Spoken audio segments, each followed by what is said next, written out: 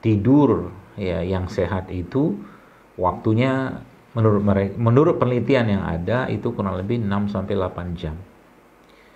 Dan tidur itu disebutkan atau mungkin disampaikan oleh Allah Azza wa Jalla dalam Al-Qur'an di waktu malam hari, dan Allah katakan di situ sebagai waktu istirahat atau malam sebagai istirahat. Wa ja'alna laila libasa.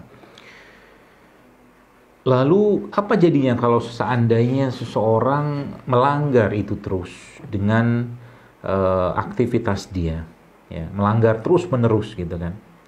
Ini saya bicara normal dulu ya, nanti jangan tanya bagaimana dengan orang kerja sip atau segala macam. Saya bicara normal dulu. Artinya pasti akan ada masalah. Ternyata memang penelitian-penelitian menyebutkan bahwa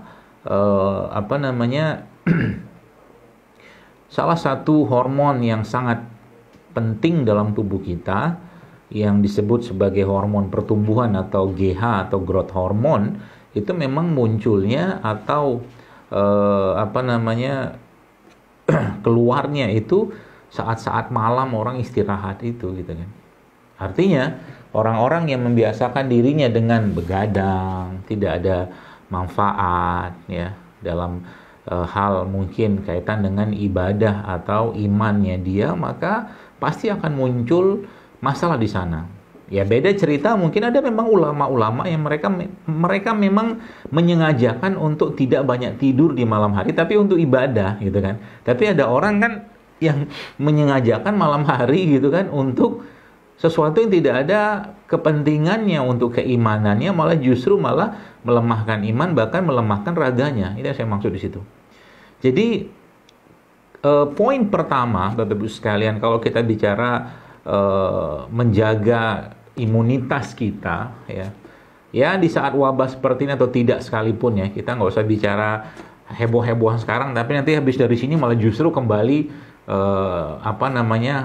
ke hal-hal yang sifatnya tidak atau melanggar dari konsep-konsep Al-Quran dan Sunnah Nabi SAW tadi. Maka konsep pertamanya adalah bersinergilah dengan alam ya.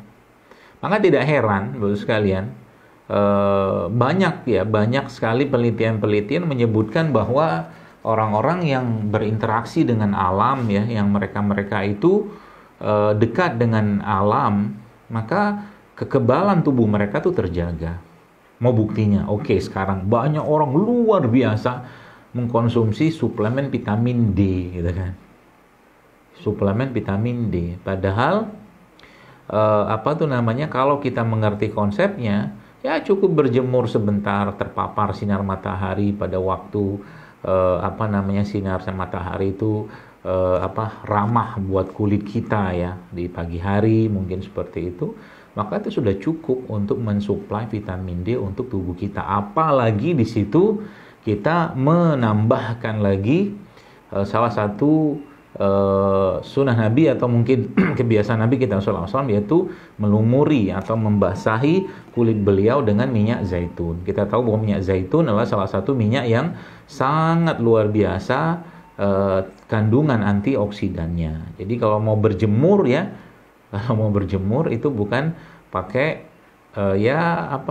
bahan-bahan kimia gitu. Justru malah kalau mau berjemur maksudnya mendapatkan paparan sinar matahari, maka lumuri saja dengan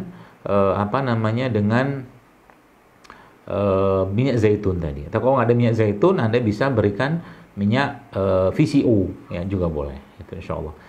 Nah, ini poin pertamanya. Maka poin-poin seperti ini kalau kita jaga ya, maka otomatis kekebalan tubuh kita justru malah akan sangat terjaga ya. Bahkan meningkat ya, ketika kita berdekatan dengan alam. Masalah sekarang orang-orang di zaman sekarang itu sekalian, ya Anda yang bekerja mungkin ya di kantor atau segala macam, cobalah upayakan untuk badan Anda tuh terkena sinar matahari gitu kan. Terkena sinar matahari. Ya, berjemur sebentar ya. Nanti kalau sudah cukup ya, sudah agak keringetan sedikit ya sudah ya, masuk lagi ke dalam, hangatkan atau mungkin dinginkan sebentar, duduk mungkin minum air putih gitu kan, baru mandi.